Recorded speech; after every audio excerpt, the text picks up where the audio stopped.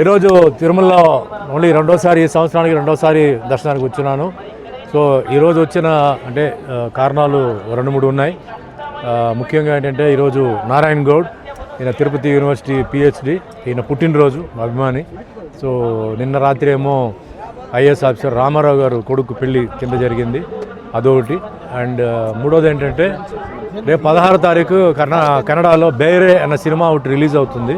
దాంట్లో నాకు ఒక ముఖ్యమైన పాత్ర ఉంది. సో డైరెక్టర్ విను బనంజాకి, ప్రొడ్యూసర్ దివాకర్కి అండ్ శెట్టికి, రామ్దాస్ శెట్టికి అందరికీ కోరుకున్నాను సినిమా బాగా ఆడాలి. ఒక మంచి సినిమా అంటే హిందూ, ముస్లిం, క్రిస్టియన్ దీని గురించి అంతా ఒక మంచి సినిమా బేరే అన్న సినిమా.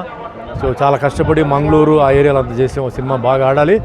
మనలో అందరిలో ఏంటంటే ఒక మంచి మార్పు రావాలి. అంటే ముఖ్యంగా ఏంటంటే ఎక్కడ చూసినా ఇప్పుడు నార్త్లో కానీ ఎక్కడైనా చూస్తే ఈ హిందూయిజం, ముస్లిం దీని మీద చాలా గొడవలు జరుగుతున్నాయి. అంటే రకరకాలైన రీజన్స్ ఉండొచ్చు, పొలిటికల్ రీజన్స్ ఉండొచ్చు, లేకపోతే నిజంగా ఒక ఫ్యాక్షనిజం ఉండొచ్చు, లేకపోతే రిలీజన్ మీద ఉండొచ్చు. ఇండియా అనేది అన్ని అంటే మతాలు ఇక్కడ, అన్ని కులాలు ఇక్కడ ఉంటున్న ఒక దేశం. ఎక్కడ ఇలాంటి దేశం లేదు. చాలా వరకు నేను తిరిగాను.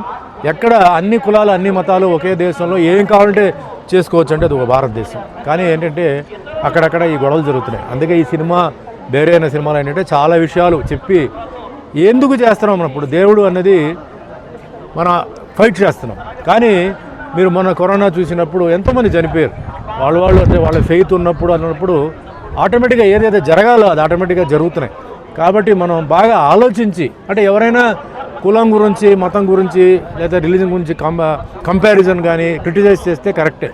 కానీ వేరే ఒక రీజన్కి అనవసరంగా పేరు రావడానికి, ఫేమ్ రావడానికి ఇలా చేయడం మటుకు కరెక్ట్ కాదు. మనందరూ కలిసి ఉండాలి.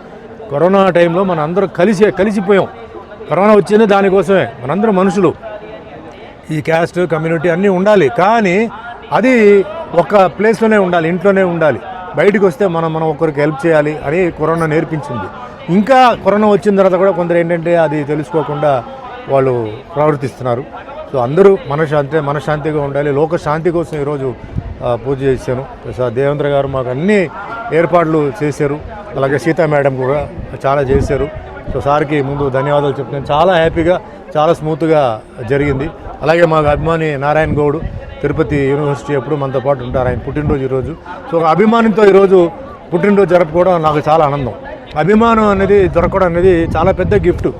ఎంతమందికి తెలుసో నాకు తెలియదు, కానీ నాకు మటుకు ఏంటంటే అభిమానం అంటే వాళ్ళ వాల్యూ ఎంత అనేది తెలుసు. ఎందుకంటే తల్లిదండ్రులు ఉన్నప్పుడు వాళ్ళకి ఏంటంటే వాళ్ళు కొన్నిసార్లు తల్లిదండ్రులను కూడా వాళ్ళు లెక్క చేయకుండా ఒక హీరో వెనకాల లేకపోతే హీరోయిన్ వెనకాల వాళ్ళు దేవుడికి ఎట్లా వాళ్ళు పూజ చేస్తారో ఆ విధంగా వాళ్ళు చేస్తారు. సో మనకి అక్కడ ఏంటంటే వాళ్ళు ఏ కమ్యూనిటీ, ఏ క్యాస్ట్ కాదండి. దేవతలు ఏంటంటే వాళ్ళ దేవతల్లాగా దేవుళ్ళు మాకు పంపించిన ఒక గిఫ్ట్, వరం. అట్లా నాకు ఇలాంటి మంచి మంచి అభిమానులు దొరకడం, అన్ని మతాలు, అన్ని కులాలు. ఈరోజు నేను 45 సంవత్సరాలు నేను సినిమా ఇండస్ట్రీలో ఉన్నాను. 750 సినిమాలు పూర్తి చేసిన 10 భాషల్లో.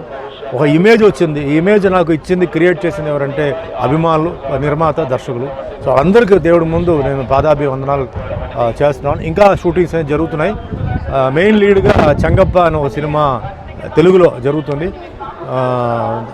సిద్ధన్న గట్టు అని చెప్పి కర్నూలులో ఒక ఫ్యాక్షన్ సినిమా జరుగుతున్నాయి. అది కాకుండా క్యారెక్టర్ రోల్స్గా చేస్తున్నాను. భగవంతుడు నాకు ఇన్ని సంవత్సరాలు నాకు ఎటువంటి ఒక బ్యాకింగ్ లేదు, ఎటువంటి ఒక ఇన్ఫ్లుయెన్స్ లేదు, ఏమీ లేనప్పుడు ఇంత బాగా నాకు సినిమాలు ఇచ్చి, ముఖ్యంగా వెంకటేశ్వర స్వామి పాత్ర ఎన్టీ రామారావు గారు తర్వాత ఆ అన్నమయ్యలో నాకు ఆ పాత్ర ఇచ్చి నాకు మంచి పేరు. ఈరోజు 25 సంవత్సరాలు అయిపోయిన సినిమా రిలీజ్ అయిపోయి, అయినా ఈరోజు కూడా ఏంటంటే ప్రతి ఒక్కరు ఆ సినిమా గురించి మాట్లాడుతున్నారు. నాకు చూడగానే అది మాట్లాడతారు. కానీ నేను 100 సినిమాలు తెలుగులో ఈరోజు చేసిన దాని గురించి రెండో సబ్జెక్ట్ అవుతుంది.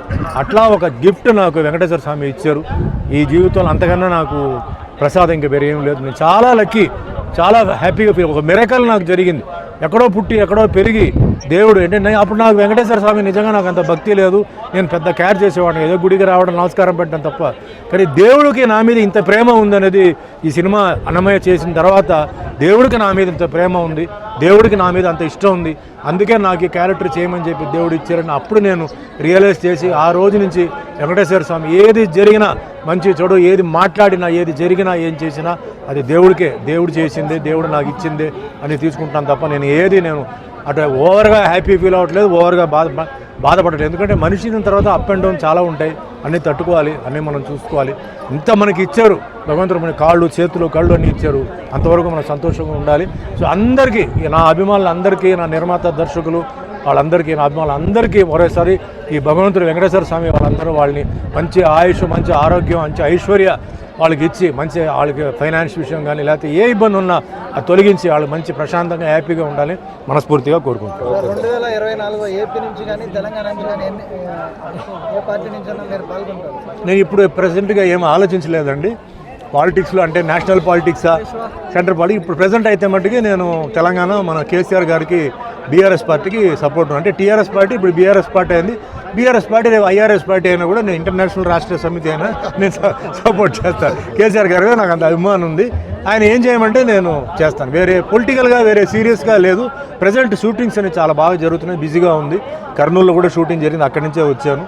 మళ్ళీ వేరే ప్లేస్లో జరుగుతున్నాయి. సో తర్వాత ఆ టైం వచ్చేటప్పుడు జనవరి తర్వాత డిమాండ్ని బట్టి మా దీన్ని బట్టి మనకు తప్పనిసరిగా చేస్తాను. బట్ నా సపోర్ట్ ఎప్పుడు కేసీఆర్ గారికి బీఆర్ఎస్ పార్టీకి ఎప్పుడు ఉంటుంది. ఓకే.